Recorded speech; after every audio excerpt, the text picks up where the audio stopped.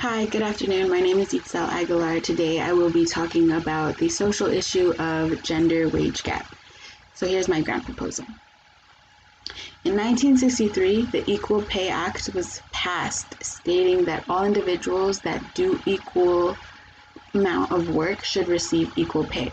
With that being said, there is currently still 21% of wage gap between men and women. Women get paid 79 cents for every dollar a man is paid, not including the percentage that is taken off based off of race, marital status, and motherhood. Social issue is important to address because it is highly relevant today. This negatively impacts the world because it is continuing gender inequality. Closing the gender wage gap increases discrimination, it lowers the economy as well as increases gender inequality. This will decrease with a few solutions that I will be addressing. So this is my first argument when closing the wage gap. Women should have the same pay wage as a man if they have the same qualifications and experience as the other workers at a hiring position. A woman usually has to go through more pain to receive a well-deserving job than a white man in any corporate job, according to Boston 2019. This is a form of sticky floor. Sticky floor are barriers that are kept so low-wage working people will not be promoted to higher status jobs. This also leads to the prove it again bias. This is when women begin to doubt their competence, which then impacts their work ethic. This concept also proves that women have to work harder than men to prove their competence in any managerial position. The closing of the gender wage gap should be passed because women who have the same qualifications and experience level as other male workers at the same job doing the same amount of work should be paid the same amount. This is my second argument. It's beneficial to the economy. Increasing income in a household will increase the consumption of the household. Closing the gender wage gap will not only help the economy, but it will also help the quality of life in the United States. It has been shown in many psychological concepts that there are obstacles that women are unable to surpass because, which makes it difficult for women to have a higher status job. This gender wage gap is not due to incompetence or lack of qualification. It is due, in most cases, it is due to discrimination that is not being addressed and companies that are not taking accountability. Some of these obstacles are glass ceiling. Those are the invisible barriers that we have talked about.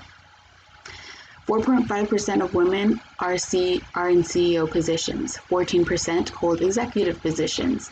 This to say that there's a clear gender inequality due to negative gender stereotypes that women are too emotional or they're unable to effectively lead.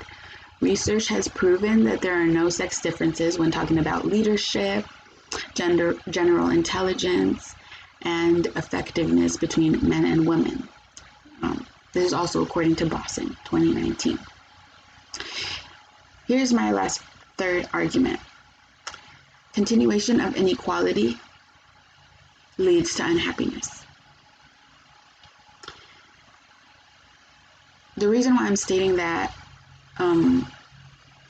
all this is because women work really hard every day to take care of everyone else and herself. The workload has lessened when talking specifically about housekeeping, but if a woman has a day job, her workload has increased tremendously, aside from being a parent, a wife, and a woman.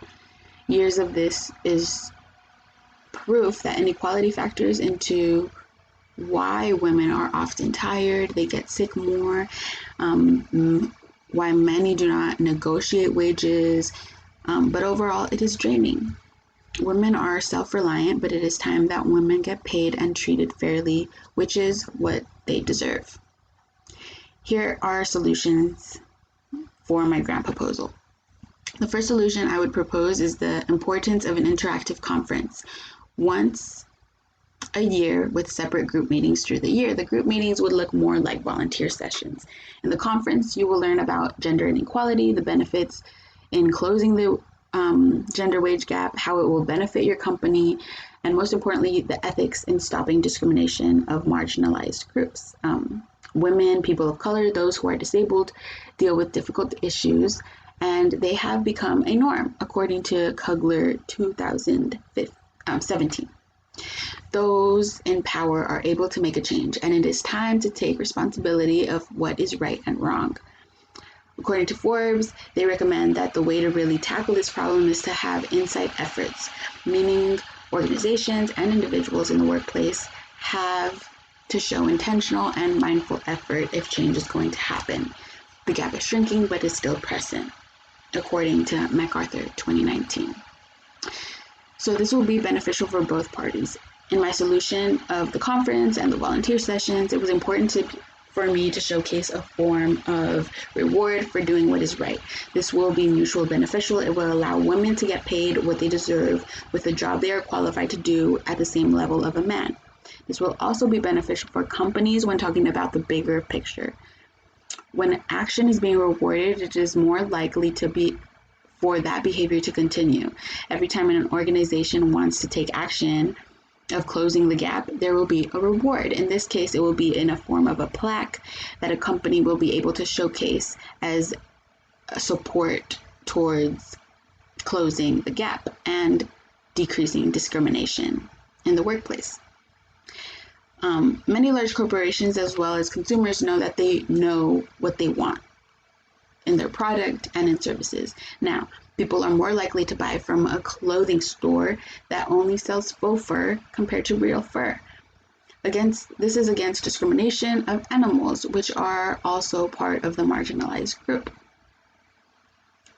So social issues are understood, but when you live through it, such as poverty or discrimination, I stand with reconstruction of discrimination, which comes from prejudice and stereotypes. So thank you for listening. That's my grant proposal. I hope that you take that into consideration. Thanks.